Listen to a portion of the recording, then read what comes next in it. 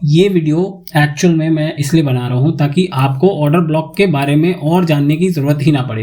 ये complete video होगा order block पे कैसे ट्रेड करते हैं, कैसे स्टॉप लॉस लगाते हैं, कौन सा ऑर्डर ब्लॉक देखना है, कौन सा ऑर्डर ब्लॉक नहीं देखना है, किस ऑर्डर ब्लॉक को हम रिजेक्ट कर सकते हैं, कौन सा स्ट्रांग है। सब तरह की बातें हम आज इस वीडियो में करेंगे और प्लस जो एडवांस चीज़ें ऑर्डर ब्लॉक के बारे में आपको नहीं पता है। अगर आप बिगिनर हैं तो आपको ये पूरा वीडियो देखना है, और अगर आपको ऑर्डर ब्लॉक के बारे में पता भी है तो आप ये समझ लो कि आपके सारे कॉन्सेप्ट्स रिफ्रेश होने वाले हैं, प्लस कुछ नई चीज़ें आपको पता चलेंगी जो अभी तक आपको ऑर्डर ब्लॉक के बारे में नहीं पता है। जो आपका स्टॉप लॉस हिट हो जा रहा है ऑर्डर ब्लॉक पे टच करते ही, वो आपका हिट होना बंद हो जाएगा। चलिए इस वीडियो को शुरुआत करते हैं। देखो, एडवांस ऑर्डर ब्लॉक में मैं आपको 7 रूल्स बताऊंगा। इन 7 रूल्स को आप अच्छे से पूरी तरह से समझ लेना, बिल्कुल भी स्किप मत करना। प्लस मैं आपको वीडियो के एंड में कुछ बोनस पॉइंट्स भी दूंगा। इन बोनस पॉइंट्स से आपकी ट्रेडिंग बहुत इजी हो जाएगी। आप ऑर्डर ब्लॉक को तुरंत आइडेंटिफाई कर लोगे, एसएल कैसे लगाना है, प्लस टारगेट कहाँ तक रखना है। क्योंकि बहुत टाइम ऐसा होता है ना ऑर्डर ब्लॉक पे, हमें ये समझ नहीं आता यार मार्केट ऊपर जाएगा कहाँ तक, और जाएगा भी इस वाले ऑर्डर ब्लॉक से जाएगा, इस वाले ऑर्डर ब्लॉक से जाएगा, मतलब स्ट्रॉन्ग कौन सा है ये भी समझ नहीं आता है। तो इन सब के लिए मैं कुछ बोनस पॉइंट्स आपको और दूंगा। तो चलिए सबसे पहले शुरुआत करते हैं ऑर्डर ब्लॉक होता क्या है। क्योंकि बहुत सारे मेरे दोस्त ये होंगे बहुत ज़्यादा एडवांस चीज़ें नहीं जानते हैं, वो अभी बिगिनर हैं, तो उनके लिए मैं ये ऑर्डर ब्लॉक बता देता हूँ। और आप चाहो तो इस पार्ट को स्किप करके आगे का वीडियो देख सकते हो, ठीक है। तो ऑर्डर ब्लॉक एक्चुअल में देखो क्या होता है, मैं दिखाता हूँ आपको। आपने डिमांड जोन और सप्लाई जोन सुना होगा, राइट? डिमांड जोन और सप्लाई जोन। तो डिमांड जोन और सप्लाई जोन क्या होता है? देखो, डिमांड जोन में लोग बाग कहते हैं कि भाई मुझे बाय करना है, और सप्लाई जोन में कहते हैं मुझे सेल करना है। अब ऐसा ही क्यों होता है? जब भी मार्केट ऊपर या नीचे जाता है तो कुछ लिक्विडिटी जोन बन जाते हैं। आप प्राइस एक्शन अगर जानते हो तो आपको पता होगा रेजिस्टेंस और सपोर्ट बन जाते हैं। तो इन रेजिस्टेंस और सपोर्ट पे ना लोग यहाँ पर सेल करने की कोशिश करते हैं, यहाँ बाय करने की कोशिश करते हैं। तो ये मेरा ये सेल जोन है जिसे हम सप्लाई जोन कहते हैं। यहाँ पर क्योंकि लोग सेल कर रहे हैं और यहाँ पर लोग बाय करते हैं, तो इसे मैं डिमांड जोन कहता हूँ। यहाँ पर डिमांड बढ़ जाती है। तो इसी कॉन्सेप्ट को हम ऑर्डर ब्लॉक से रिप्रेजेंट कैसे करते हैं? आईसीटी और एसएमसी में ना हम ऑर्डर ब्लॉक को एक कैंडल से रिप्रेजेंट करते हैं। तो जितना भी जहाँ पर भी मार्केट गिर रहा है, जैसे ये मार्केट गिर रहा था, यहाँ पर इस जोन में कहीं ना कहीं एक ऑर्डर ब्लॉक होगा, क्योंकि मार्केट यहाँ से रिवर्सल ले रहा है और यहाँ पर ही सबसे ज़्यादा बाइंग ऑर्डर होंगे। तो इसीलिए हम यहाँ पर ऑर्डर ब्लॉक आइडेंटिफाई करते हैं। तो ऑर्डर ब्लॉक हो सकता है कि लास्ट कैंडल हो सकता है ना हो सकता है किसी भी तरह की कैंडल हो, बट जब मार्केट डाउन ट्रेंड से अप ट्रेंड में जाने की कोशिश करता है तभी यहाँ पर ऑर्डर ब्लॉक बनता है। या फिर आप यहाँ पर भी देख सकते हो, मार्केट हॉल्ट किया थोड़ा सा, यहाँ पर भी ऑर्डर ब्लॉक बनता है। इस तरह से हम ऑर्डर ब्लॉक आइडेंटिफाई करते हैं। घटने के केस में नीचे को ऑर्डर ब्लॉक होता है और बढ़ने के केस में ऊपर को ऑर्डर ब्लॉक होता है। तो मार्केट ऐसे जाके रिवर्स करने के चांसेस रहते हैं। इसलिए हम ऑर्डर ब्लॉक को बहुत अच्छे से समझ लेंगे, क्योंकि ये बहुत इंपॉर्टेंट हो जाता है ट्रेड करने के लिए। अब चलिए रूल्स पे चलते हैं। अब आपको order block, demand zone, supply zone सब समझ में आ गया है, राइट? अब रूल्स क्या है? तो रूल नंबर 1 क्या है मेरा? रूल नंबर 1 है, देखो, कलर नहीं देखना है। ऑर्डर ब्लॉक जब भी हम देखेंगे कैंडल का कलर नहीं देखेंगे। मैं आपको इसका एग्जांपल दिखा देता हूँ। देखो, एग्जांपल में मैं आपको 2 एग्जांपल दिखाता हूँ। एक ये एग्जांपल है, राइट? एक ये एग्जांपल है। यहाँ पर अगर मैं ऑर्डर ब्लॉक बोलूँगा ना, तो ये मेरा एक ऑर्डर ब्लॉक है, ये वाली कैंडल, राइट? और यहाँ मैं बोलूँगा तो ये वाली कैंडल मेरी ऑर्डर ब्लॉक है। आप देख रहे हो दोनों के कलर अलग हैं, जबकि मार्केट है डाउन ट्रेंड में। मार्केट ऐसे चल रहा था, यहाँ थोड़ा सा रुका और ऊपर गया, और यहाँ पर भी मार्केट नीचे आ रहा था और ऊपर गया। तो गिरते हुए मार्केट में दोनों कलर की कैंडल हो सकती हैं, कोई भी कलर की हो सकती है, कोई ज़रूरत नहीं है। ब्लैक भी हो सकता है ऑर्डर ब्लॉक और ब्लू भी हो सकता है ऑर्डर ब्लॉक, ठीक है? तो कभी भी आप ये कंफ्यूज मत होना कि भाई गिरते हुए मार्केट में हमें तो खाली ब्लैक कैंडल ही देखनी है ऑर्डर ब्लॉक के रूप में, या फिर बढ़ते हुए मार्केट में हमें तो खाली ब्लू कैंडल ही ऑर्डर ब्लॉक मार्क करनी है। ऐसा बिल्कुल नहीं होता है। ब्लू और ब्लैक दोनों केसेस में दोनों तरह से हो सकती है। तो ये सबसे रूल नंबर 1 है। इसको आप ज़रूर अपने दिमाग में बैठा लो। आप बिगिनर हो ना तो आप ज़्यादा कंफ्यूज होते होगे, बट एडवांस लोगों को जो थोड़ा जानते हैं ऑर्डर ब्लॉक, आईसीटी, एसएमसी जानते हैं, उनको पता है कि भाई ये कलर मैटर नहीं करता है, ठीक है? अब देखो दूसरा रूल क्या है। रूल नंबर 2 पे आ जाते हैं। रूल नंबर 2 ये कहता है कि भाई ऑर्डर ब्लॉक के पास इम्बैलेंस होना ज़रूरी है। अब इम्बैलेंस क्या होता है? इम्बैलेंस देखो बहुत तरह के होते हैं। वॉल्यूम इम्बैलेंस होता है, फेयर वैल्यू गैप होता है और गैप अप गैप डाउन भी होता है। ये सब इम्बैलेंस शो करते हैं। तो किसी भी एक तरह का इम्बैलेंस ऑर्डर ब्लॉक के पास है तभी हम ऑर्डर ब्लॉक को वैलिड मानते हैं। इसके भी एग्जाम्पल देख लेते हैं। चलो क्या मैं कहना चाह रहा हूँ अब उसके लिए, अब क्या है, कुछ लोगों को ये भी नहीं पता होगा भाई ये मतलब फेयर वैल्यू गैप क्या होता है, तो मैं ये बता देता हूँ। इम्बैलेंस क्या होता है ये बता देता हूँ। जैसा कि मैंने आपको बताया, यहाँ पर कुछ volume imbalance, fair value gap या और तरह के इम्बैलेंस भी होते हैं। तो फेयर वैल्यू गैप क्या होता है, मान लो मार्केट ऐसे ऊपर जा रहा था, एकदम से बहुत बड़ी कैंडल बनाई और एक और कैंडल बनाई, ये 3 कैंडल बना दी, मार्केट ऐसे नीचे जा रहा था फिर ऊपर जा रहा है। तो ये सबसे लास्ट वाली कैंडल है, या फिर एक ये वाली कैंडल, एक ये 3 कैंडल है ना। तो इसको मिला करके एक फेयर वैल्यू गैप बनता है जब इसका हाई और इसका लो, इन दोनों के बीच में थोड़ा सा गैप रहता है ना, तो हम कहते हैं कि ये भाई एक इम्बैलेंस है, क्योंकि यहाँ पर ना मार्केट बहुत तेजी से ऊपर गया है। तो यहाँ पर कुछ ऑर्डर्स फुलफिल होने के लिए रुक गए हैं, यहाँ पर ऑर्डर्स फुलफिल नहीं हुए। तो ये हो सकता है बाइंग ऑर्डर फुलफिल ना हो, सेल ऑर्डर फुलफिल ना हो, बट यहाँ पर बहुत सारे ऑर्डर्स फुलफिल है, तो मार्केट की हाई प्रोबेबिलिटी रहती है वो इस जोन में भी आएगा। तो इसी को हम फेयर वैल्यू गैप कहते हैं। अब हम देखोगे यहाँ पर मैंने फेयर वैल्यू गैप मार्क कर रखा है, 1 2 3 कैंडल, इसका लो इसका हाई, ये फेयर वैल्यू गैप हो गया। इसी तरह से यहाँ पर हो गया, देखो इसका हाई और इसका लो, ये फेयर वैल्यू गैप हो गया। अब ऑर्डर ब्लॉक का रूल नंबर 2 क्या कहता है, अगर मेरा फेयर वैल्यू गैप बना है ऑर्डर ब्लॉक के पास में, मतलब कि इम्बैलेंस बना है ऑर्डर ब्लॉक के पास में, तो मेरा ऑर्डर ब्लॉक वैलिड है, अदरवाइज वैलिड नहीं है। अब ये 4 एग्जाम्पल हैं, 4 एग्जाम्पल को मैं आराम से समझाता हूँ। देखो मार्केट नीचे जा रहा था, राइट, मार्केट ऊपर गया, इस जोन में कहीं पे ऑर्डर ब्लॉक बनेगा। अब ऑर्डर ब्लॉक के लिए मैंने आपको बोला था कि भाई ऑर्डर ब्लॉक के पास में अगर एफवीजी है तो वैलिड होगा। तो देखो ये वाली कैंडल देखो और ये कैंडल देखो, यहाँ पे एफवीजी बन गया, तो मतलब ये मेरा ऑर्डर ब्लॉक हो गया। अब आप देख रहे हो गिरते हुए मार्केट में भी ये ब्लू कलर का ऑर्डर ब्लॉक है, राइट।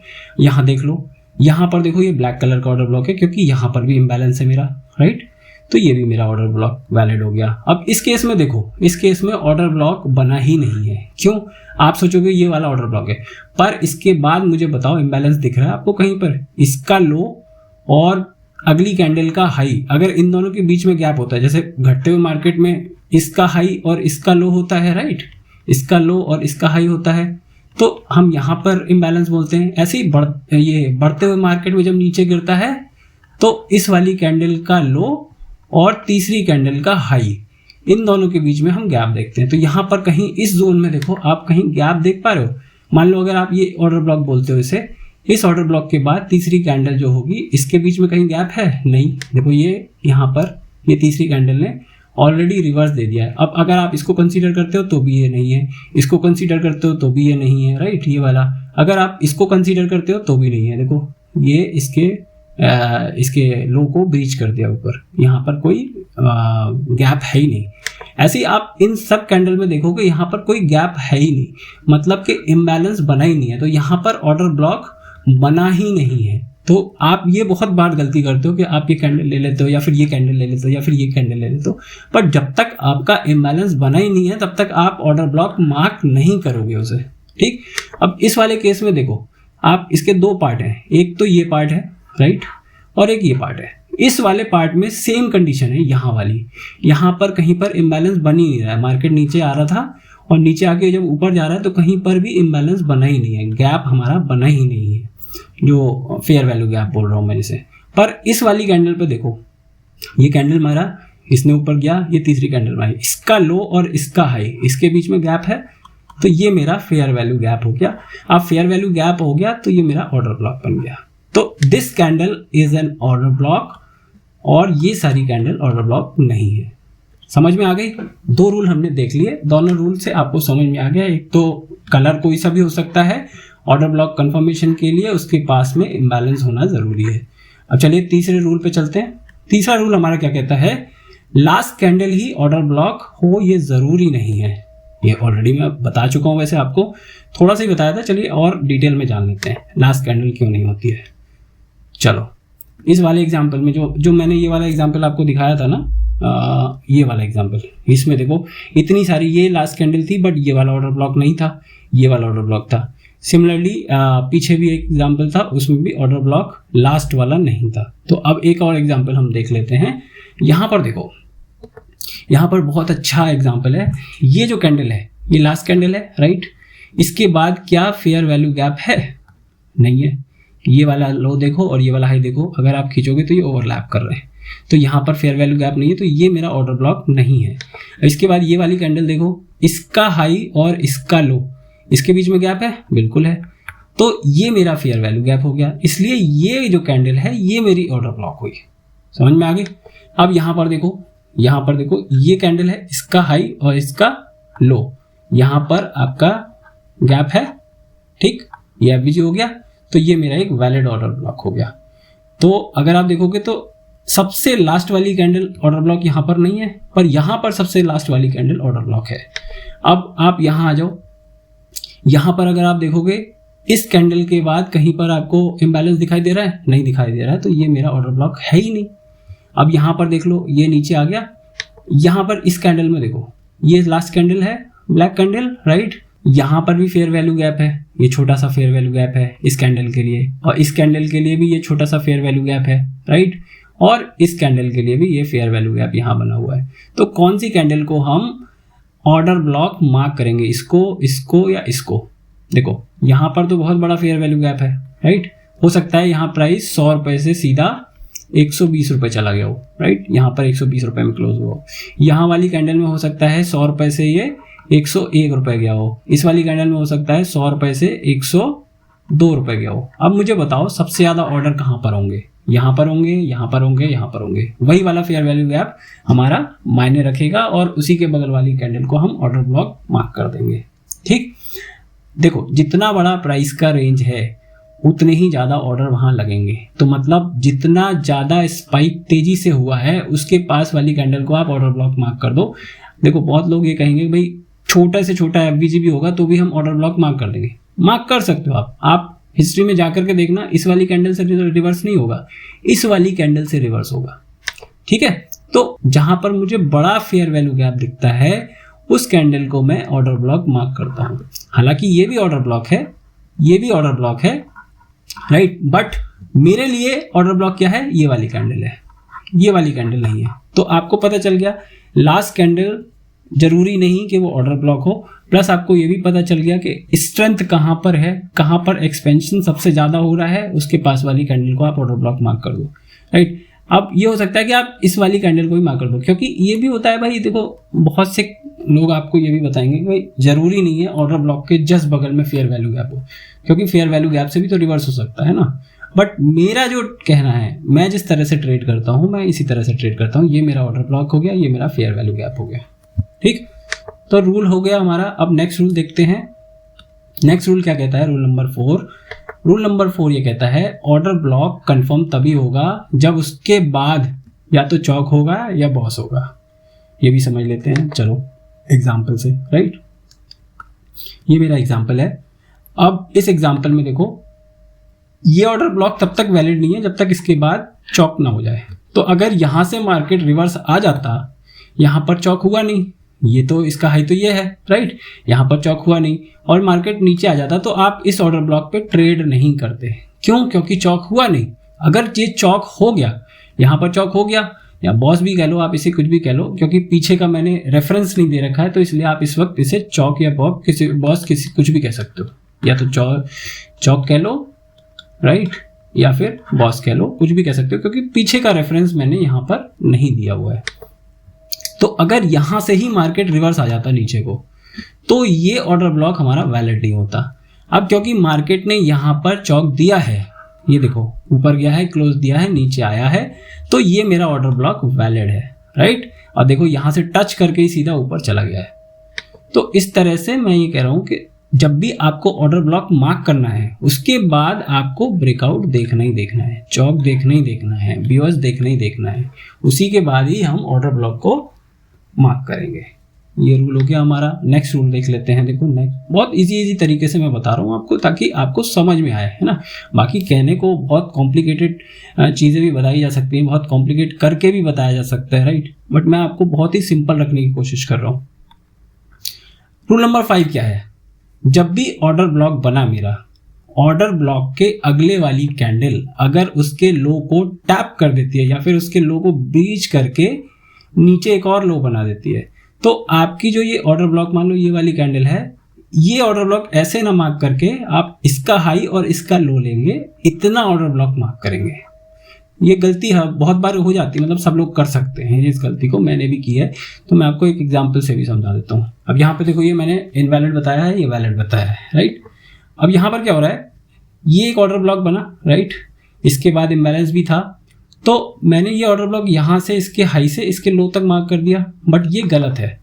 जब भी इसका लो ब्रीच होता है, इसका लो ब्रीच हुआ है यहाँ से, ये वाला लो, तो ऑर्डर ब्लॉक यहाँ से लेके यहाँ तक मार्क होगा, ये वाला ऑर्डर ब्लॉक इसलिए सही है। तो कभी कभार क्या होता है, मार्केट यहाँ पर आपका स्टॉप लॉस हिट कर जाता है। आपने मान लो ये ऑर्डर ब्लॉक रखा और आपने यहाँ पर स्टॉप लॉस लगा दिया इसके लो पे, क्योंकि आपको तो पता है ऑर्डर ब्लॉक यहाँ है, तो ये आपका स्टॉप लॉस लेकर के, जब ये मार्केट नीचे आएगा आपका स्टॉप लॉस लेकर के चला जाएगा। तो हमेशा आपको ये ऑर्डर ब्लॉक सही मार्क करना है, बहुत बार गलती हो जाती है हम लोगों से। चलिए अगला रूल देखते हैं, ये भी हो गया मेरा। अब अगला रूल क्या है, रूल नंबर 6। रूल नंबर 6 भी बहुत इंपॉर्टेंट है, क्योंकि कभी कभार क्या होता है, हम जब ऑर्डर ब्लॉक ट्रेड करते हैं ना, तो हमारा ऑर्डर ब्लॉक, हम मान लो कि हम डेली टाइम फ्रेम पे ट्रेड कर रहे हैं या 75 मिनट के टाइम फ्रेम पे ट्रेड कर रहे हैं, तो हमारा ऑर्डर ब्लॉक बहुत बड़ा निकल के आता है। तो जब बड़ा ऑर्डर ब्लॉक निकल के आता है, मान लो ये 100 पॉइंट्स का निकल के आया है या 80 पॉइंट का निकल के आया है, तो इतना बड़ा तो हम स्टॉप लॉस लगा नहीं सकते, राइट। तो हम इसको रिफाइन करते हैं। तो ऑर्डर ब्लॉक को, जब भी बड़ा ऑर्डर ब्लॉक हो तो उसको लोअर टाइम फ्रेम पे रिफाइन कर सकते हैं। अब इसका भी एग्जांपल देखते हैं हम। देखो लोअर टाइम फ्रेम पे हम कैसे रिफाइन करते हैं। यहाँ पर देखो, ये 75 मिनट का चार्ट है निफ्टी का। यहाँ पर मैंने ऑर्डर ब्लॉक निकाल लिया। ये जो मेरा ऑर्डर ब्लॉक आया, ये मेरा आया 85 पॉइंट का। अब 85 पॉइंट का तो मैं असल रखूंगा नहीं, तो मैं गया 5 मिनट के चार्ट पे।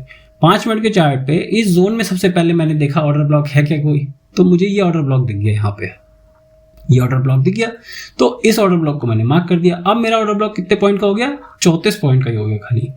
अच्छा, ये जरूरी नहीं है कि भाई इसी जोन में ही ऑर्डर ब्लॉक हो सकता है इस जोन में ऑर्डर ब्लॉक बना ही ना हो, क्योंकि एफवीजी बनेगा तभी ऑर्डर ब्लॉक बनेगा। तो इसके ऊपर भी अगर ऑर्डर ब्लॉक मिलता है तो ये मेरा ऑर्डर ब्लॉक होगा। इस ऑर्डर ब्लॉक पे आप ट्रेड करो तो आपका एसएल भी कम हो जाएगा, प्लस आपको एक वैलिड ऑर्डर ब्लॉक भी मिलेगा लोअर टाइम फ्रेम पे।